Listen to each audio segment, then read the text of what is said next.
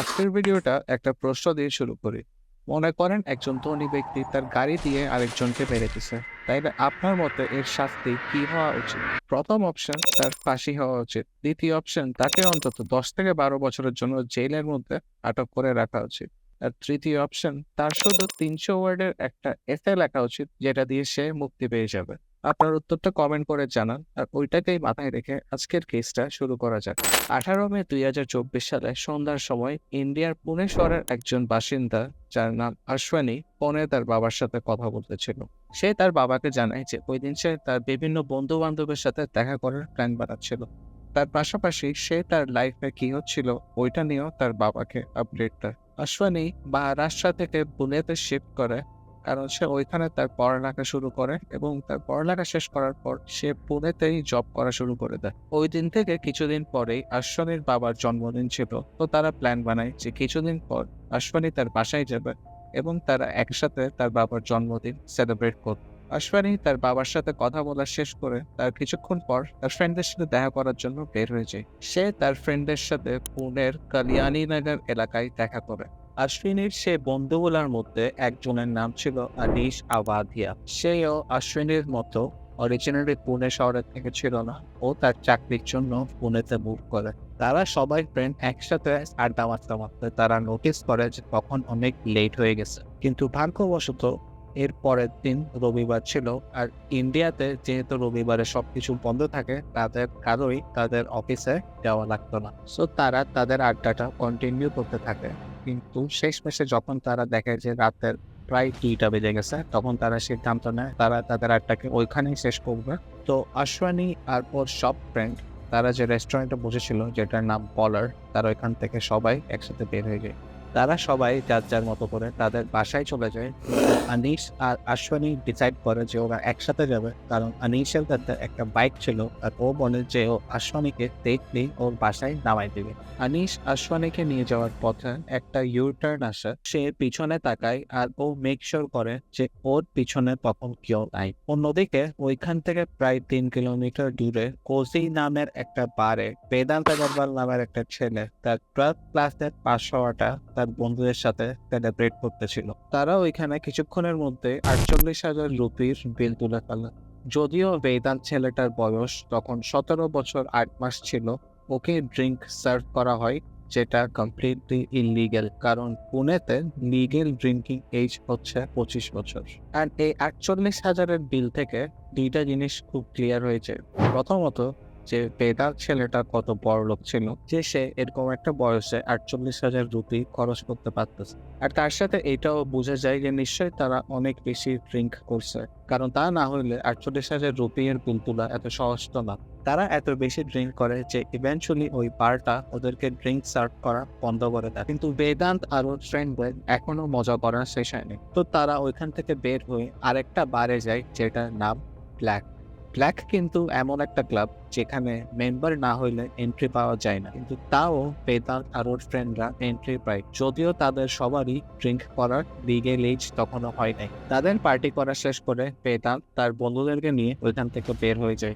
এর মধ্যে কিন্তু বেদান্ত অনেক বেশি ড্রিঙ্ক করছিল, আর সে তখন পুরোপুরি মাতাল হয়ে গেছে। তো সে যখন তার ড্রাইভারকে বলে যে গাড়িটা সেই চালাবে, তার ড্রাইভার না, তখন তার ড্রাইভার এটা তো অনেক বেশি তার প্রাইস হয়ে যায়, কারণ তার ড্রাইভার খুব ক্লিয়ারলি দেখতেছিল যে বেদান্ত গাড়ি চালানোর অবস্থায় নাই। তো বেদান্ত যখন তার সাথে গাড়ি চালানোর জন্য অনেক বেশি বাড়াবাড়ি করতেছিল, তখন ড্রাইভারটা তার দাদাকে ফোন দেয়। তার দাদাকে ড্রাইভারটা সবকিছু বলার পরও সারপ্রাইজিংলি দাদাটা বলে যে বেদান্তকে যেন ড্রাইভারটা গাড়ি চালাইতে দেয়। এটা শুনে ড্রাইভারটা একটু সারপ্রাইজড হয়, কিন্তু এখানে তার আর কিছু করার ছিল না, কারণ দিন শেষে সে তো জাস্ট একটা এমপ্লয়ি ছিল। ড্রাইভারটা অনেক ভয়ের মধ্যে ছিল, কারণ বেদান্ত যে গাড়িটা চালাচ্ছিল ওইটা একটা নর্মাল গাড়ি না, ওইটা একটা স্পোর্টস কার ছিল, যেটার মডেল ছিল পোর্শ টাইকান। তো ড্রাইভারটা না চাওয়া সত্ত্বেও তার থেকে গাড়ির চাবিটা বেদান্তকে দিতে হয়। এরপর বেদান্ত গাড়ি চালানো শুরু করে এবং সে অ্যাক্সেলারেটরে পা রাখবার পর ওইটার থেকে আর পাটাকে সরাই না। কয়েক সেকেন্ডের মধ্যেই গাড়ির স্পিড অনেক বেড়ে যায়, আর বেদান্ত গাড়ির পুরো কন্ট্রোলটা হারাই ফেলে। তার গাড়িটা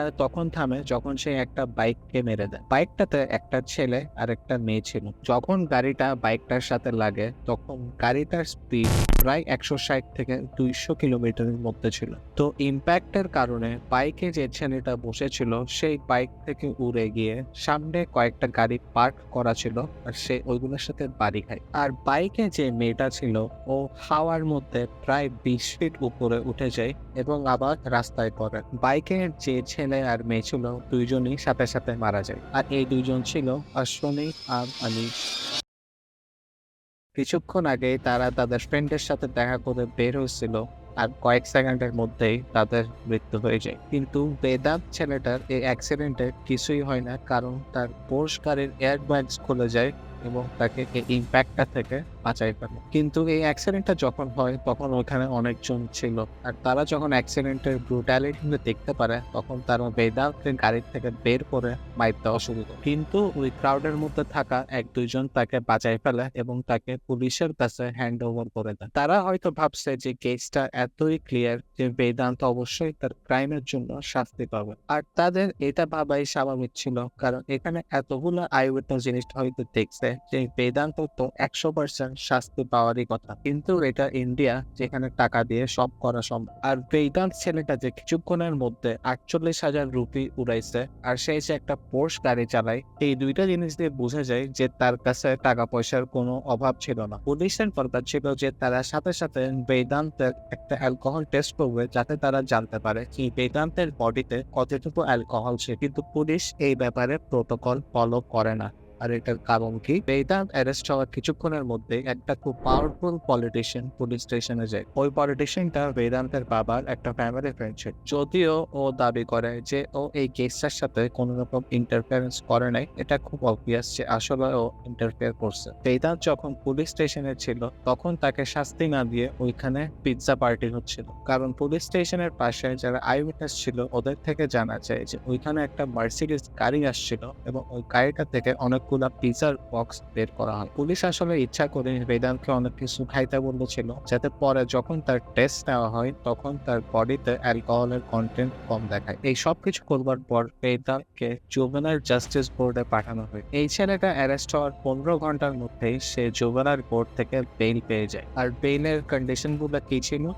ওকে শুধু ৩টা কন্ডিশন দেওয়া হয়। প্রথম কন্ডিশন ছিল যে ওর রোড অ্যাক্সিডেন্টের উপর একটা ৩০০ ওয়ার্ডের এসআই লেখা লাগবে। দ্বিতীয় কন্ডিশন ছিল যে ও পুলিশের সাথে ১৫ দিনের জন্য ভলেন্টারি কাজ করবে। আর থার্ড কন্ডিশন ছিল যে ওর অ্যালকোহল এডিকশনের জন্য থেরাপি বা কাউন্সেলিং নেই। পাবলিক যখন জানতে পারে যে বেদান্ত এত ইজিলি বেইল পেয়ে যায় আর এরকম রিডিকুলাস কন্ডিশনস গুলো মিট করে বেইল পেয়ে যায়, তখন তারা অনেক রেগে যায়। আর সোশ্যাল মিডিয়াতে এই কেসটা নিয়ে অনেক ম্যাসিভ একটা পাবলিক আউটরেজ হয়। এরপর পুলিশ বাধ্য হয় কেসটাকে আরো সিরিয়াসলি নিতে, আর তাই ওরা ছেলেটার বেইল ক্যান্সেল করে দেয়। ইনভেস্টিগেট করে পুলিশ জানতে পারে যে বেদান্তের যে ব্লাড স্যাম্পলটা দিয়ে টেস্ট নেওয়া হয় ওইটাকে আসলে আরেকজনের সাথে সুইচ করা হয়েছিল। এটা করার পিছনে শুধু একটাই রিজন ছিল, আর ওইটা হচ্ছে বেদান্তের বডিতে যাতে কোনো অ্যালকোহল কন্টেন্ট না থাকে। টার্নস আউট বেদান্তের ব্লাড যে হসপিটালে নেওয়া হয় ওইখানে 2টা ডাক্তারকে বেদান্তের ফ্যামিলি ৩ লাখ রুপি দেয় যাতে তারা ব্লাডটা সুইচ করে দেয়। আর পুলিশ এটা জানবার পর 2টা ডাক্তারকে সাসপেন্ড করা হয় আর অ্যারেস্টও করা। বেদান্তের ফ্যামিলি ওদের ড্রাইভারকে কনভিন্স করার চেষ্টা করে যাতে অ্যাক্সিডেন্টের ব্লেমটা ও নিয়ে নেয়, কিন্তু ড্রাইভারটা এটা মানে না। আর এটার কারণে বেদান্তের দাদা ওকে ওদের ঘরের মধ্যে লক করে রাখে। এরপর ড্রাইভারটার বউ ওদের বাসায় গিয়ে ওকে ওখান থেকে ছুটাই নিয়ে আসে। এরপর ড্রাইভারটা বেদান্তের দাদার এগেইনস্টে একটা এফআইআর ফাইল করে আর তার দাদাকেও অ্যারেস্ট করা হয়। বেদান্তের ফ্যামিলি কেসটাকে ম্যানিপুলেট করার যতই চেষ্টা করছে কোনোটাই সাকসেসফুল হয় নাই। বেদান্তের ট্রায়াল এখনো হয় নাই। আর এখানে একটা মেজর ইস্যু হচ্ছে বেদান্তকে অ্যাডাল্ট হিসাবে ট্রাই করা হবে নাকি না। পুলিশ কোর্টকে রিকোয়েস্ট করছে বেদান্তকে অ্যাডাল্ট হিসাবে ট্রাই করার জন্য, কারণ ওর অ্যাকশনের জন্য 2 জনের জীবন যায়। এখন তাকে কি শাস্তি দেওয়া হবে এটা তো তার ট্রায়াল শেষ হলেই জানা যাবে। এটা নিয়ে কিন্তু কোনো ডাউট নাই যে ওর কেস নিয়ে সোশ্যাল মিডিয়াতে এরকম মাতামাতি না হইলে ওর কিন্তু কিছুই হইতো। And this brings me back to the question যেটা আমি ভিডিওর শুরুতেই জিজ্ঞেস করছিলাম, বড়লোকদের জন্য কি অন্যদের জীবনের দাম এতই সস্তা যে ওরা শুধু একটা ৩০০ ওয়ার্ডের এসে লিখে ফোন করেও পার পেয়ে যাবে? আশওয়ানি ওর ফ্যামিলির ইয়াংগেস্ট চাইল্ড ছিল আর ওর ফ্যামিলিতে সবাই ওকে অনেক আদর করত। আনিশ ওর ফ্যামিলিতে এল্ডেস্ট ছিল আর ওর প্যারেন্টসরা ওর ইনকামের উপর কিছুটা ডিপেন্ড করতো। ওই প্যারেন্টসদের এখন কি হবে যারা ওদের বাচ্চাকে সারা জীবনের জন্য হারাই ফেলছে? তাদের জীবনের দাম শুধু একটা 300 ওয়ার্ডের এসে কেমনে হয়? আই হোপ দ্যাট তার খুব স্ট্রিক্ট একটা পানিশমেন্ট পায়। এই কেসটা আপাতত এখানেই শেষ হয়। এটার থেকে যেটা আমাদের মেন শিক্ষা নেওয়া উচিত ওইটা হচ্ছে আমাদের অলওয়েজ সোশ্যাল মিডিয়াতে অন্যায়ের এগেনস্টে কথা বলা উচিত, কারণ তা না হলে আশ্বানি আর আনিশ হয়তো জাস্টিস পাইতো না। ভিডিওটা শেষ করার আগে আমি জাস্ট এতটুকুই বলতে চাই যে please protect the loved ones. আর পরের ভিডিওতে দেখা হবে।